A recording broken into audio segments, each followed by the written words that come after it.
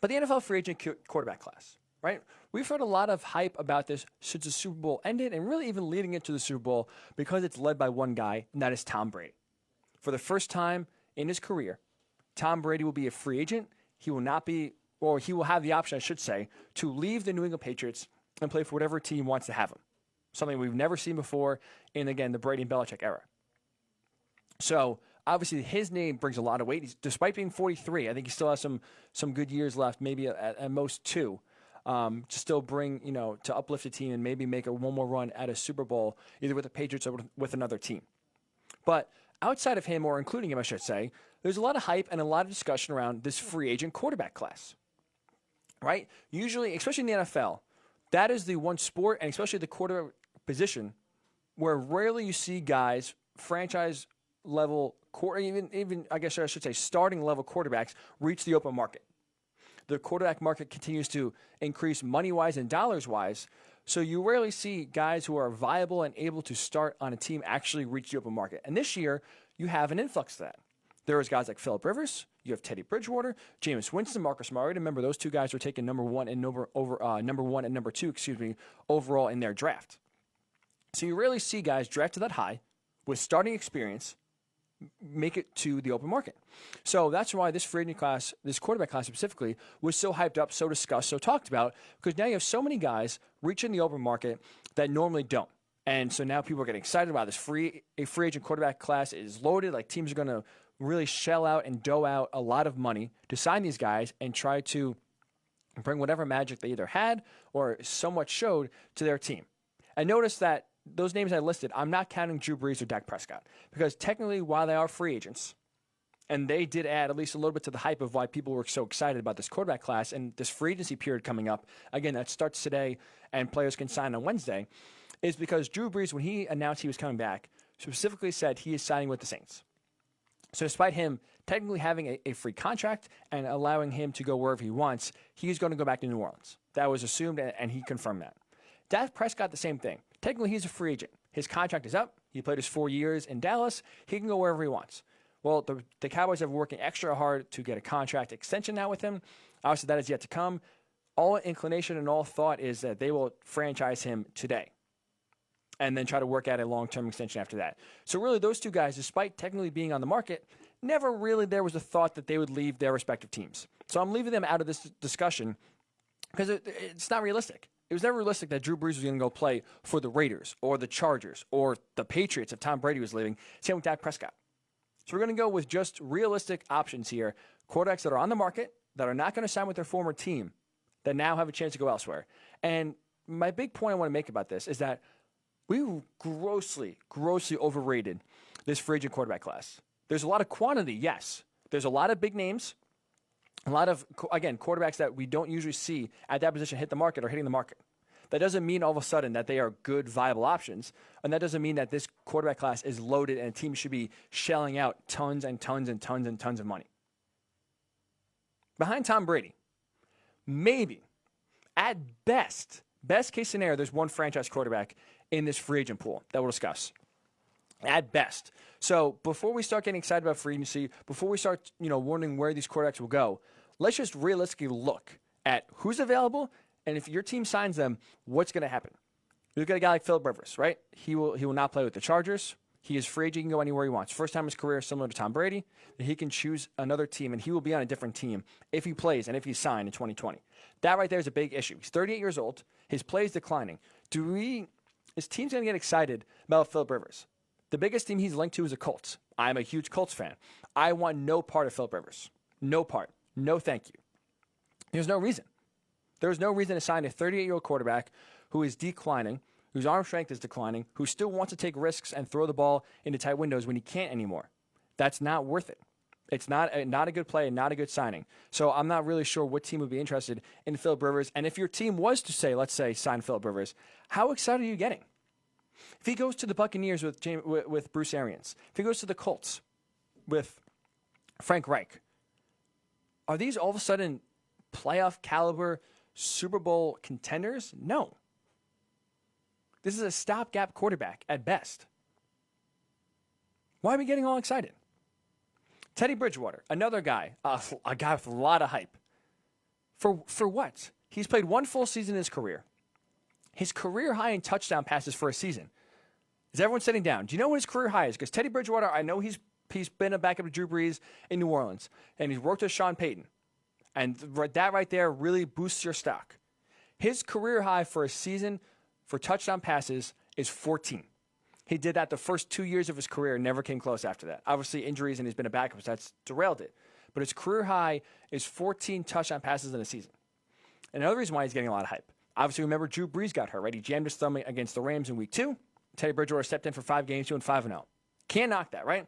A quarterback gets judged on the record, how many rings he gets, and more times than not, the win-loss record is reflected most by the coach and the quarterback. That's it. The receiver's win-loss record, the defensive lineman, the linebacker, no other position in the NFL do you associate a record with that position. The running back, if the team goes 3-13, no one is blaming the running back for going 3-13. If a quarterback goes 3-13, guess what? People are all over him saying you can't win. It's the quarterback's fault to go 3-13. The same can be said on the opposite. Teddy Bridgewater went 5-0, right? Can't take that away from him. Was he really, in those 5 games, a difference maker, a game breaker, a dynamic quarterback, even show you something you can work with? They won some impressive games. Don't get me wrong. They beat the Bears on the road. They beat the Cowboys at home. They went on the road in his first start at Seattle and won. But you look at his stats, you look at the way he played. The defense was big. Special teams stepped up in big ways. He really didn't do much to be the difference, be a game breaker, or show you that he could be a franchise quarterback. People are getting all hyped up about Teddy Bridgewater. For what? For what? This is part of the hype, and this is why the quarterback class is overrated. Another guy, 2 guys really, that again went number 1 and number 2 in their respective draft. Jameis Winston and Marcus Mariota. Both now free agents. Jameis Winston, the former number 1 overall pick, played his 5 years in Tampa Bay. And I have 3 words for Jameis Winston. No, thank you. No, thank you. Because you look at a guy who throughout his career has shown he can't make good decisions. He loves throwing the ball recklessly, and sure, he will throw a lot of yards. He threw for 5,000 yards this year and 33 touchdowns. He aired the ball out, averaged over 300 yards per game. Bruce Arians comes in, and they just keep on throwing it. But guess what? Despite those 5,000 yards, despite those 33 touchdowns, Jameis Winston threw 30 interceptions. He was in the 30 for 30 club, and this is not baseball. Do you know how hard it is to go in the 30 for 30 club? He's the first player to ever do it. And he got into that club, if you remember, in the most Jameis Winston way possible. Week 17, the Bucs are playing in overtime. The first play of overtime, Jameis Winston on the season has 29 interceptions. He throws a pick 6. On the first play of overtime, the Bucs lose, and he gets his 30th interception on a walk-off pick 6 in overtime. That is Jameis Winston. He will make these remarkable throws. He will throw the ball into windows that you will never, ever see some quarterbacks throw it into and complete. He has a ton of talent. When the Colts played the Buccaneers, this is really the first chance I got to see a full game, right? The Buccaneers were not that great. This was my first chance to see a full Jameis Winston game. It's literally emotionally exhausting. I was wiped out, and I wasn't even the fan of the team where he was quarterbacking. He made these impressive, impeccable throws that he drops right in there to these great receivers. And then he follows it up by throwing a pass right to the defensive back's chest, throwing it into triple coverage, and they're going the other way for a pick 6. Being a fan is hard enough, right? It is exhausting. First of all, it's delusional. Us as fans, it makes 0 sense why our emotional demeanor, our happiness is tied to games and players that we have no emotional connection to. We can't change the outcome of the game. And despite our team losing or our team winning, we are either extremely happy or extremely sad, and we had nothing to do with the outcome. And these players and coaches have no idea we exist personally. There's no personal connection. There's no way we can change the outcome, but we live and die with these teams and these players. And they change our mood for the day, the week, the year. Jameis Winston, I couldn't do it. It's too much of an emotional roller coaster. Being a fan is hard enough. Being a fan with Jameis Winston as your quarterback, no thank you. No thank you. Marcus Mariota, almost the opposite. Jameis Winston gets you in the fields, right? He gets you excited, then he makes you depressed. I have a fan who's a Bucs fan. He keeps trying to defend Jameis. It's an emotional roller coaster. It's not a fight worth fighting. Marcus Mariota, I feel like, is the complete opposite of that because he doesn't make you feel anything. He's not good. He's declined as he's played. He's regressed as he's played more in the league, which is the complete opposite of really what should happen in the quarterback position.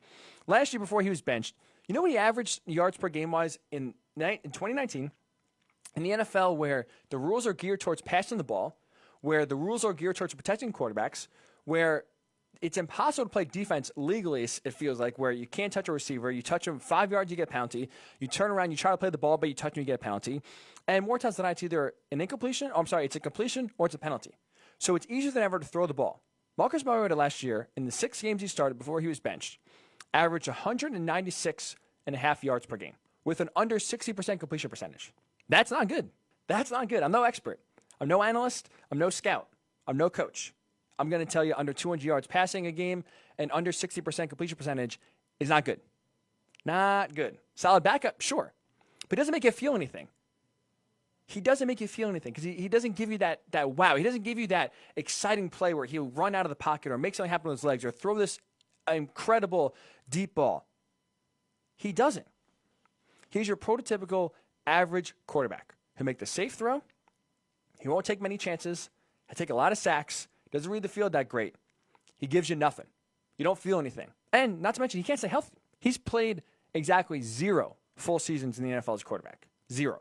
So these are so for all the hype and the excitement we heard about this quarterback class, oh man, the free agent quarterback class is going to be great.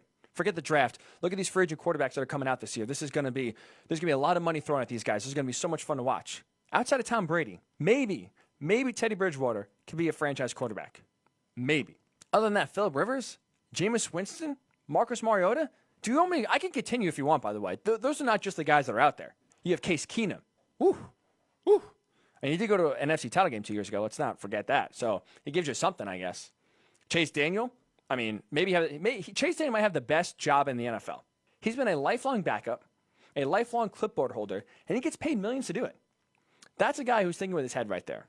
That's a businessman right there. Chase Daniel, A.J. McCarron, Blake Bortles. These are who are on the market. And think about this too, because I think what happened yesterday and some rumors also going on show you that this not only free agent quarterback class is grossly overrated, how desperate teams are to find a franchise quarterback. Ryan Tannehill yesterday signed with the Titans for a 4-year, $118 million deal, right? He made the Titans. He helped the Titans take them to the AFC title game, won 2 big games. Is Ryan Tannehill a franchise guy? And this is why I asked that, because you look in the AFC especially, you have Deshaun Watson, you have Patrick Mahomes, you have Lamar Jackson, the reigning MVP. You have up-and-comers like Josh Allen and Sam Darnold. They're starting to, at least you think, show signs in year 3. So you have a lot of young quarterbacks in the AFC that are either blossoming or have a chance to blossom. Do you trust Ryan Tannehill for the next 4 years to go head-to-head with Patrick Mahomes, go head-to-head with Lamar Jackson, Deshaun Watson? Who knows if the Bills and Josh Allen can figure out his decision-making? I understand the Titans went into Baltimore and beat the Ravens and beat Lamar Jackson. I understand they went to New England and beat Tom Brady and the Patriots. Ryan Tannehill, was he the difference maker? What throw did he make where you like, wow, that was a big key throw he helped them win this game? He threw for under 100 yards in both of those wins. Think about that. We just talked about Marcus Mariota. How does it make you feel anything? He throws under 200 yards a game in the league that's geared towards throwing the football. Ryan Tannehill in 2 playoff games, both times threw for under 100 yards. And they won the game. Come on. He's not a franchise guy. $118 million. Good luck for the Titans. I would have went something else. I would have done Tom Brady and reassessed, but that's just me. And to show you why other teams are desperate, how about this rumor? This is wild, and this is why it really makes you wonder how some of these GMs, scouts, executives in the NFL get their jobs. Because Taysom Hill, who, if you're unfamiliar, is basically the Mr. Do-It-All for the Saints, right? He lines up at receiver. He lines up at running back. He was a college quarterback at BYU. She's a jackknife. He plays special teams. He really does it all. He's also a restricted free agent. People are viewing Taysom Hill and other teams would sign Taysom Hill as a possible franchise quarterback. You're hearing that right. Taysom Hill, a guy who played college quarterback, don't get me wrong, but in the NFL has been a receiver, a running back, a wildcat quarterback taking the ball under center but running with the ball, plays special teams. He will be age 30 by the start of the 2020 season. He's being viewed as a franchise quarterback. Do you know how many pass attempts Taysom Hill has made in his career?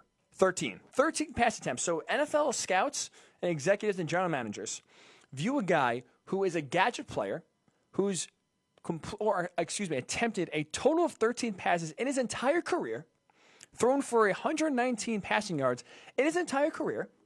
Most of that, again, out of a wildcat sort of gadget play where he runs the ball more times than not, but when he throws the ball, catches you off guard.